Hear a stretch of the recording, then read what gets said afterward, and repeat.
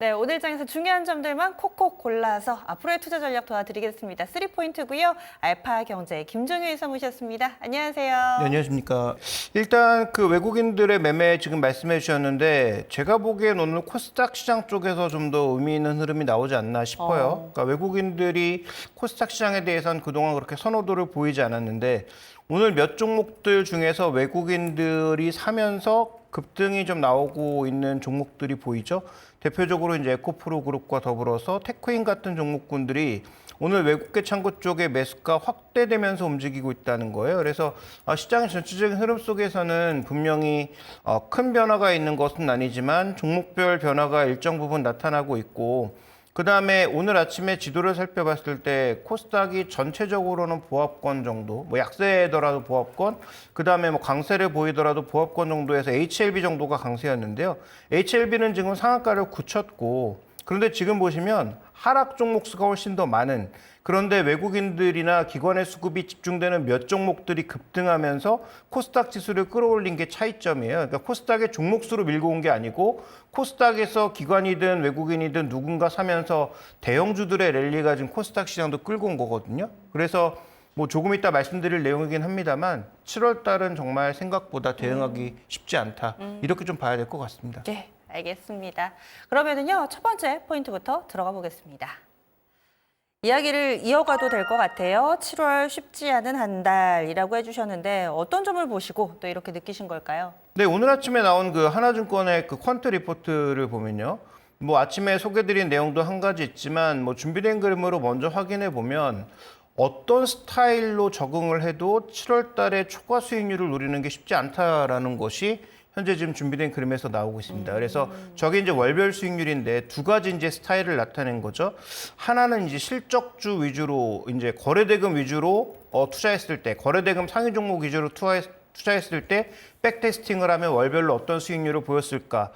7월 달의 수익률이 뭐 물론 뒤로 가면 더 줄어들긴 하지만 확연하게 줄어드는 모습이 나오고요. 그 옆에는 OP 마진, 그러니까 영업이익이 상향되는, 최근 1개월 내에 영업이익이 상향되는 종목군들로 대응했을 때도 7월 달에 플러스 수익률 내기가 쉽지 않다라는 것이 지금 방증되고 있는 거예요. 이게 2017년부터 현재까지 월별 데이터 평균을 내서 이렇게 나온 거군요. 7월이 힘들다. 그렇죠. 백테스팅을 한 거죠. 그러니까 네. 이게 그 7월 수익률을 얘기하는 게 아니고 네. 어떤 스타일로 시장에서 예를 들어서 이런 스타일, 그러니까 지금 왼쪽에 보이는 차트는 네. 거래대금 상위, 시장에서 소위 미인주라고 생각하는 종목군들을 집중 투자했을 때 수익률.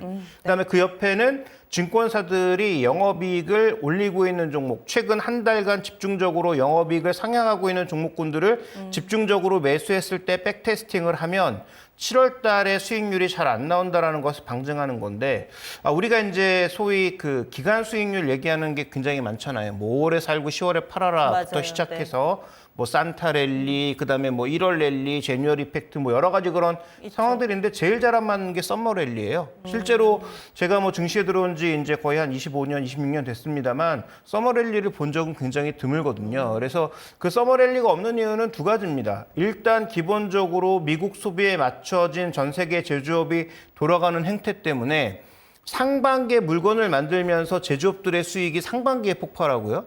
그다음에 하반기로 가면 밀어냈던 물량들을 정리하는 과정에서 오히려 제조업체들이 이익이 떨어지는 부분이 한 가지가 있고요. 그다음에 이제 올해 같은 경우에는 또 선거가 집중되는 구간이다 보니까 아무래도 이제 그런 부분에 따른 변동성이 나타날 수 있는 거예요. 그러니까 외국인들이 7월 들어서 반도체에만 집중하는 모습, 기관들은 지금 국회에서 법제의 변화를 앞두고 밸류업만 사는 모습, 그래서 이런 어떤 수급의 상황들이 그냥 나타나고 있는 건 아니라고 봐야 되겠죠. 따라서 7월 달 한 달에 투자에 있어서 가장 핵심 포인트는 의외로 내가 매매를 많이 하는 게 의미가 있나 싶기도 하고, 그다음에 또 하나 이렇게 뭔가 실적 확인하기 이전까지 혹은 뭐 정치적 변수를 확인하기 이전까지는 시장에 대해서 너무 확신을 가지고 덤벼드는 것보다는 좀 조심스럽게 접근하는 것이 좋겠다, 이런 관점에서 말씀을 좀 드리고 싶습니다. 5월에 떠날 게 아니라 7월에 떠나야 될까요? 아니면은 압축을 해서 좀 조심조심 일부만 뭐 이런 전략이 현재 구간에서 지금 뭐 좋은 종목, 예를 들어서 제가 연초에 아주 싸게 사서 뭐 수익이 많이 난 종목군들을 지금 뭐 미리 팔 필요는 없는 것 같아요. 왜냐하면 그들 종목이 대부분 뭔가 거래로 밀고 올라온 게 아니고 실제로 수출 데이터라든지 실적 데이터를 바탕으로 올라온 거거든요. 그러니까 그런 종목군들은 잘 사셨다면 지금 먼저 팔 필요는 없겠지만 트레이딩 관점에서는 조금 다르다라는 거죠. 지금 그래서 제가 생각하는 핵심 포인트는 종목 수를 줄여야 된다. 지금 아까도 잠깐 그림을 보여드렸는데 지금 유가증권 시장도 마찬가지예요. 실제로 강하게 올라가는 종목이 몇 개 안 보이는 겁니다. 밸류업에서 몇 종목, 그다음에 전기전자 오늘 2차 전지 빼면은 그렇게 생각보다 강한 종목이 몇 개 없어요. 코스닥 마찬가지라는 거죠. 지수가 지금 올라가고 있지만 의미 있게 올라가는 종목이 지금 눈에 보기에도 한 10종목 정도밖에 안 보이잖아요. 그러니까 지금은 종목을 벌려서 가는 장은 분명히 아니라는 점을 말씀드리고 싶고 투자업도 너무 길게 가져갈 종목, 예전부터 사서 쭉 끌고 가고 있는 종목이거나 내가 지금 사서 적어도 내년까지 뭐 보고 있는 그런 종목이 아닌 한 호흡을 너무 길게 가져가는 것도 좋지 않다라는 관점에서 7월 시장을 정리해 보도록 하겠습니다. 예, 알겠습니다. 이렇게 해서 첫 번째 7월은 좀 조심조심 건너가셔야겠습니다. 다음 두 번째 포인트 들어가 보죠. 오늘 두각을 나타내는 쪽 2차 전지였습니다. 반등의 배경들 짚어보고요. 이제 드디어 바닥인가 여기에 대한 이야기도 좀 나눠보겠습니다.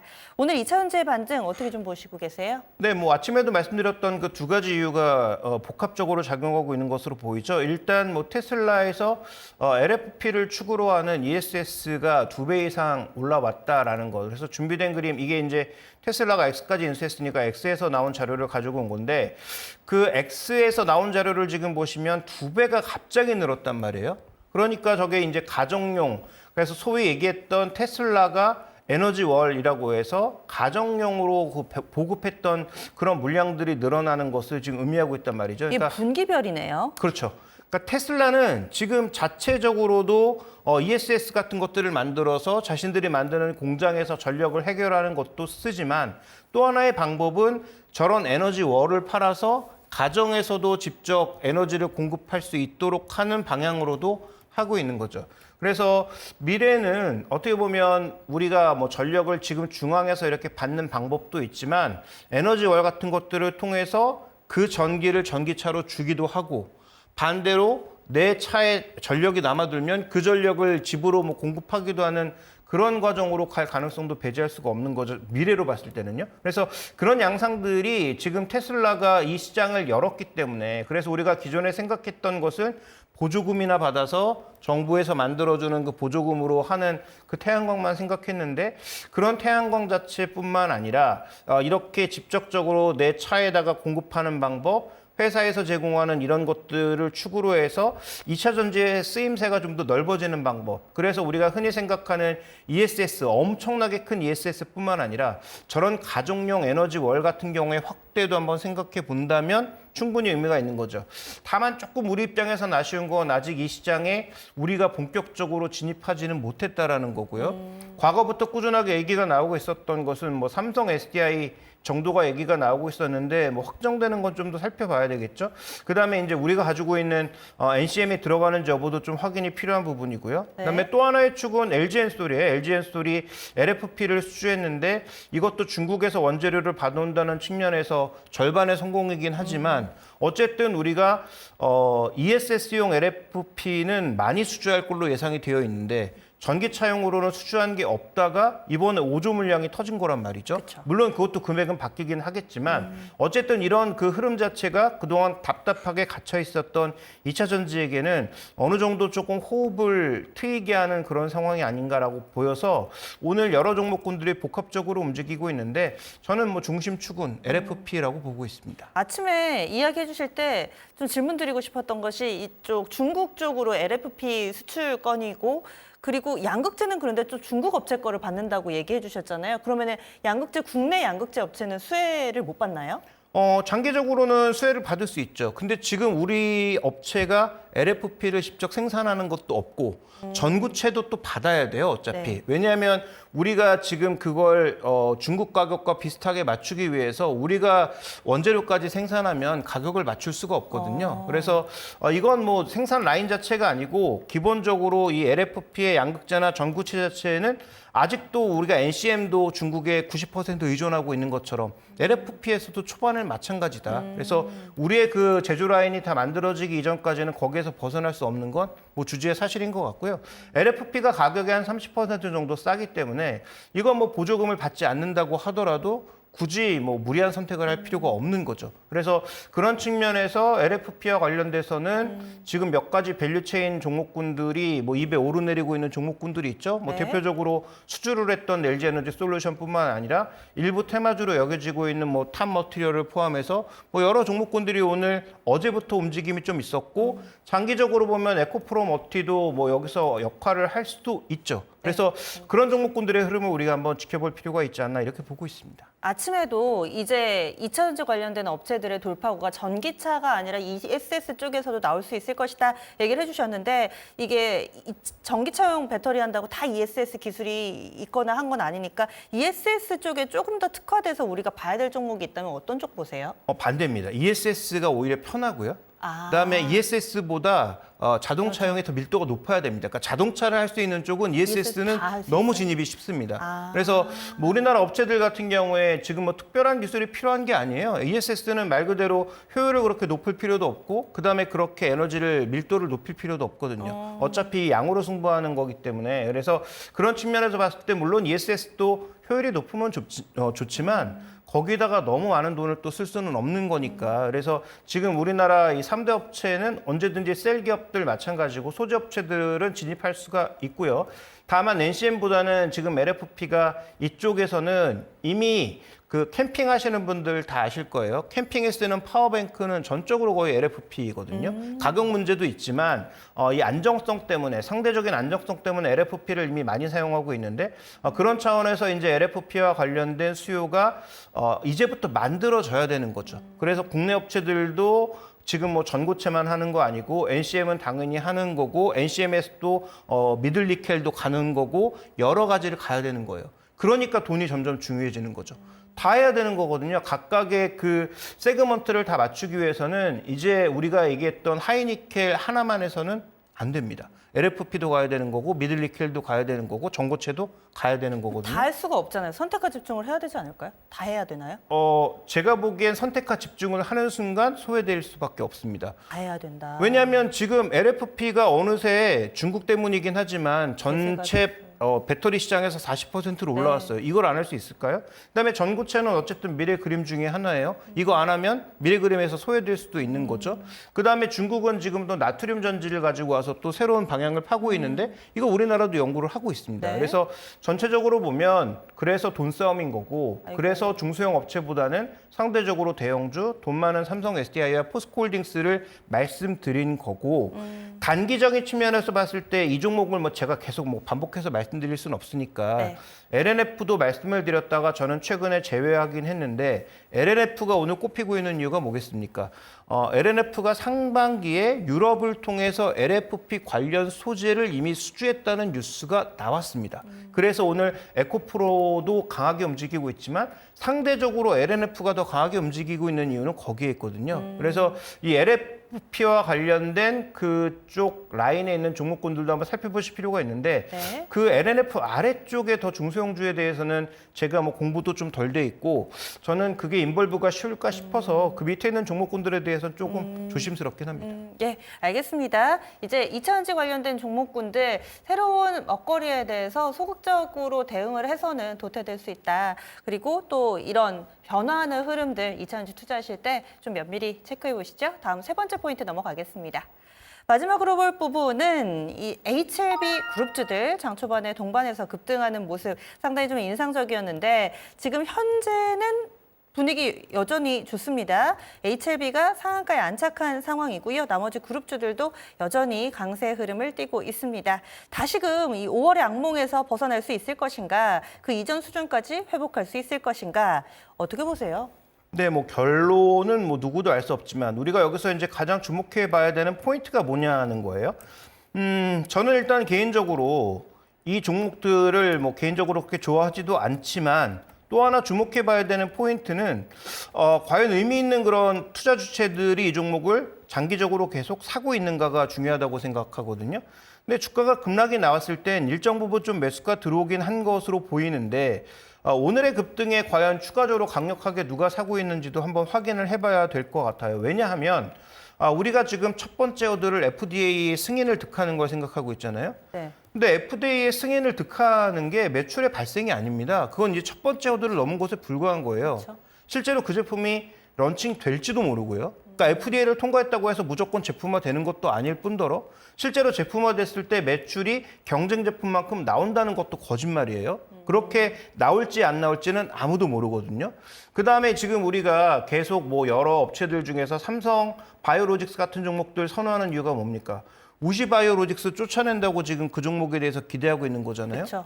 그런데 항소제약이 지금 미국의 FDA를 넘어서 들어가면 네. 그 약은 과연 의미 있는 매출을 올릴 수 있을까에 대해서 이것도 어떻게 보면 좀 소설에 가까운 얘기긴 하지만 논리적으로 생각해 보면 그것도 조금 일리 이상하지 있어 보여요. 않나요? 네. 거기다가 HLB는 지금 병용 치료와 관련된 부분입니다. 독자적으로 혼자 치료 능력을 갖고 있는 게 아니에요. 네. 그래서 그 부분을 여러 가지 고려해 봤을 때 이게 뭐 상승세가 조금 더 이어질 수 있겠으나 과연 여기에 우리가 좀 많은 신경을 쓰고 투자해 볼 만한 그런 종목인가? 저는 여기엔 트레이딩 정도의 의견 이상을 드리기는 조금 어렵다라고 판단하고 있고요. 그다음에 이제 HLB가 움직이기 시작하면서 HLB가 붙은 모든 종목이 같이 움직이고 있잖아요. 네.